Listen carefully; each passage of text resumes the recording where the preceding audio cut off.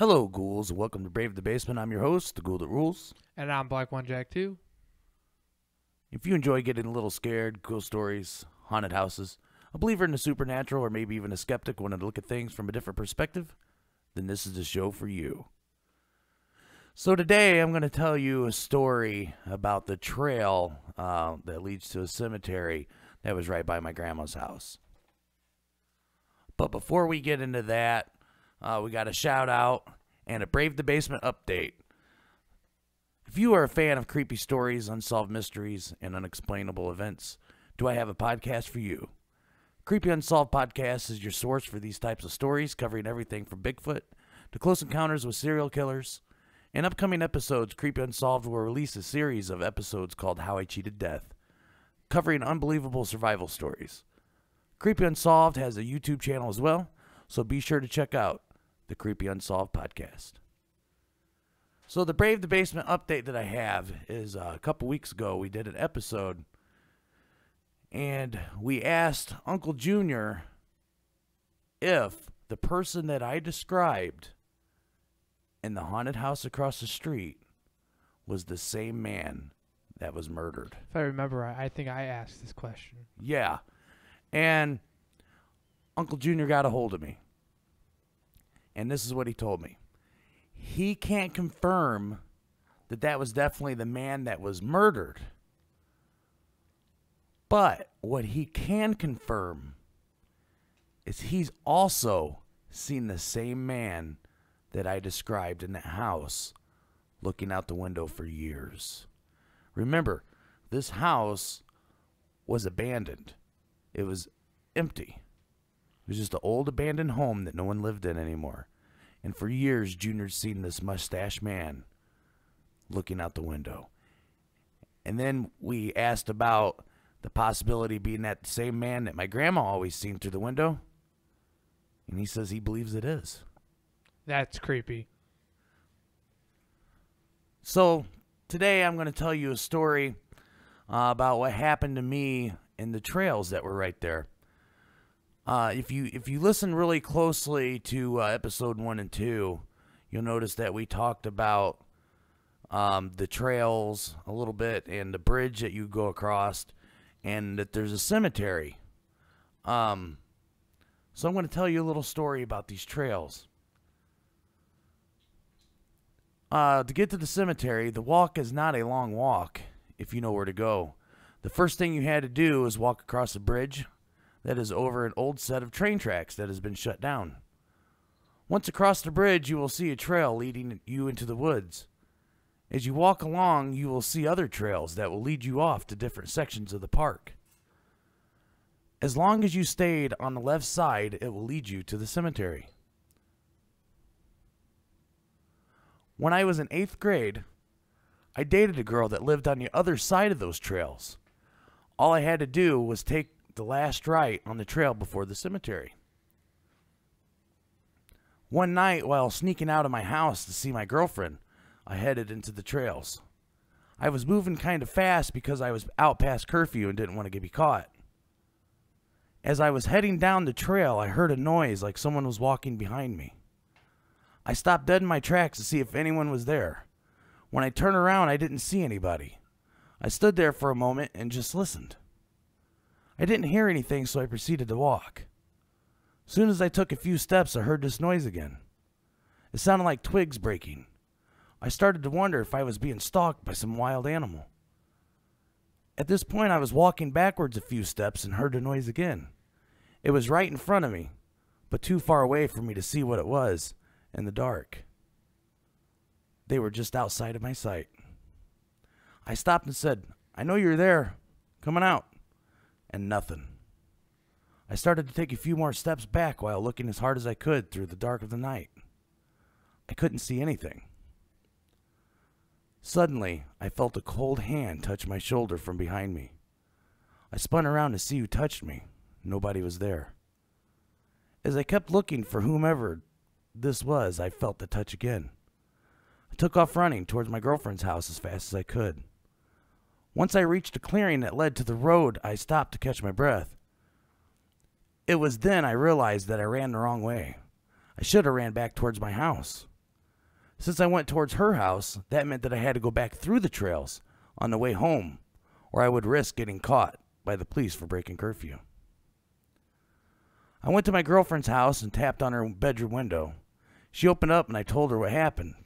She laughed at the idea of me having to go back through those trails again, alone in the dark. After listening to her laugh at me, I told her I better head back and try to get through the trails as fast as I could. She told me to call her once I got back home. I walked back to the entrance of the trail and stood there debating whether or not to go back in. I took a deep breath and started running as fast as I possibly could. As I ran, I could hear the sound of leaves being moved and twigs breaking. I never stopped and just kept running until I reached my house. First mistake. You go to a trails to see your girlfriend. That's number one. Haunted trails, that's your first mistake. Okay, so what was my second mistake then there, Blackjack? Going through the trails, middle of it, that's the second part. Oh, so mistake 1 and 2, 3, 4, 5, 6, and 7. The three is Oh, so there is a third one. There's a third one. Okay. That's go to your girlfriend's house and not running the right way. I mean, Yeah, so it was pretty dumb on my part to take off running one direction, which would make me have to go back through the trails again. I definitely was not thinking. So to give a little context to this, like a typical 8th grade boy who could go see his girlfriend at 2 o'clock in the morning just by walking through some wood trails, I decided to go for it. And I first started hearing these noises. And like I said, it just sounded like someone was there. And I stopped and I'd look and I'd listen and I didn't see anybody. And then no matter what I did, I kept hearing it. So then I started getting worried. I'm not even thinking ghosts. I'm not even thinking anything paranormal. I'm thinking, are there coyotes around here? I mean, what's going on? Is it some wild animal?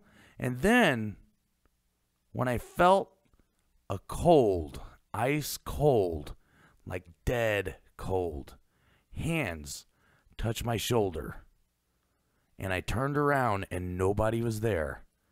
And then from behind me again, feeling that hand touch me again, I was gone. okay, so in one of the earlier episodes, you mentioned there was a grave of the family, and I'm wondering if these are the same trails that you could take to the grave. Yeah, they're the same trails. So to get to the road that I was talking about, you had to take the last right on these trails. Because if you passed that turn up, it would take you into the cemetery. So I was right by the cemetery. I just couldn't see it because it was dark. So maybe we can make a connection. If you think about it, ghost on trail next to cemetery does not add up, okay? There's a connection. So you think that this might be like what Uncle Junior was explaining, because he said that he was seeing these people coming from those trails coming across the bridge. Definitely. Did he say if they're like old-fashioned or anything? Yeah. If you remember, it's been a while, but he said they were dressed in old-fashioned clothes. Now, I didn't see anybody. I just heard somebody was there, and then I was touched. So what I want everyone to picture about this is I'm looking one way, asking if anyone's there, and I feel someone touch my shoulder like they're standing behind me. So I turn around and face the other direction. Nobody's there, and then I get touched from behind again. So no matter which way I'm facing, You get touched either way. yeah, From from behind. That's what made this creepy. So, the noises I could easily explain. It's a raccoon or it's a squirrel, or But the touching sensation. the touching sensation and ice cold hands touching you is what really freaked me out. Because if it was somebody you think, their hands would be warm, this was a summer night. This wasn't, a winter night that I'm walking through these trails. And have you ever been to that cemetery, Blackjack? Yes, I have. Okay, so since you've been there, the city's put in pavement through a lot of it, and they've cleared out a lot of the trails. I haven't been there recently, but I did not know they put a pavement. I remember like years ago back, they would have the original trails of the bike trails, unless you're talking about the bike trails. So this was before the bike trails were even there. So this is before that, because I know when you had the bike trails, there was this hill you can go up, and that's how I remember how you can get up to the cemetery. Right. But you see, a lot of those woods was cut away when they put in those trails. So it's not paved all the way to the cemetery. What I mean is the bike trails or the walking trails, they cleared out a lot of that wooded area. Back at this time, when you would go through, it was... It was all wood? Yeah, it was thick with woods. And when I say trail, I'm meaning a shoulder width dirt trail that was made just simply by people walking. They made their own trail. This isn't something that the city come and cleared this section out. These are from people walking back and forth. And the next thing I would like people to understand about the story, that was the shortest distance to get to her house, was to go through those trails. And not get caught? Well, just the shortest distance, period. Oh, okay. Because otherwise I would have to go away from her home a couple blocks and then cut over a couple blocks just to get into her neighborhood. And it was still 8-9 block walk from that point, because there's no road leading you directly there. But the trails would take me straight to her road. So I was literally just cutting right through the middle of the whole path to get there by taking these trails. That's why I was in the trails to begin with. But when I ended up at her house, realizing, great. Gotta go back. Gotta go back. Through those trails. Told you, first mistake. You could have called. Could have called. Could have called it too. I mean, the phones were different back then, and they didn't have texting or anything, but, you know, you had to go brave. Well, yeah. I mean, I'm in 8th grade, and my girlfriend is a couple-minute walk through a wooded path. So away I went, and Buddy was... I wasn't even looking. So a lot of times... You're looking for the ghost. I'm looking for the ghost. With the exception of, you know, a few things. A lot of my experiences, because I went seeking them. I went trying to find them. I was looking for something supernatural. You know, like I said, with the exception of what happened to me the very first time in my grandma's house, that just happened to me. And this is one of the few things that just happened to me. Trying to find your girlfriend. Well, trying to go to the girlfriend's house, but totally get a whole different experience. So I was thinking about this earlier today, you know, looking at it, and so this is all in the same area of my grandma's house. Grandma's house is haunted. The house across the street from it is haunted. The house is not haunted. The area is haunted. Let's just say the neighborhood is haunted at this point. That's what I'm starting to wonder. So what about this particular part of town is making all these crazy things happen? Number 1, we had a shooting. Number 2, we have a grave site. Number 3, I don't have a number 3. But you was just on a roll there, right? I was on the roll. And number 37 is I wear white socks. That's the reason why we have ghosts. That's why we have ghosts, ladies and gentlemen, because Black 1, Jack 2 wears white socks. I'm actually wearing white socks right now. Actually. I know that's why I said that. Okay. How about PJs? Well, if you want to wear PJs, then go ahead. I'm wearing a white socks. I'm wearing a Chicago White Sox pullover, so I guess we're just in the white socks right now. Yeah, ghost hunting business. But no, I mean, back to that area, though. It is super strange. And I was thinking about this, that you would have 2 haunted houses right next to each other, a haunted trail, and a haunted cemetery, and all these stories from a lot of different people that's had a lot of different experiences in those 2 homes. Oh, and this just popped in my head. Kind of random, I know.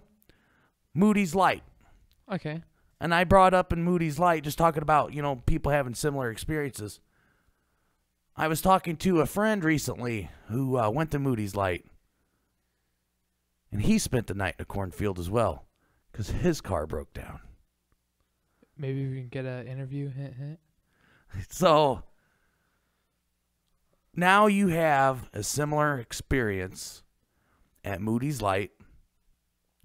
You have similar experiences that happened in my grandma's house. It's all connected. It's all connected. You have experiences that, the man that I seen in the haunted house across the street, same man my Uncle Junior seen looking through the windows in an abandoned home.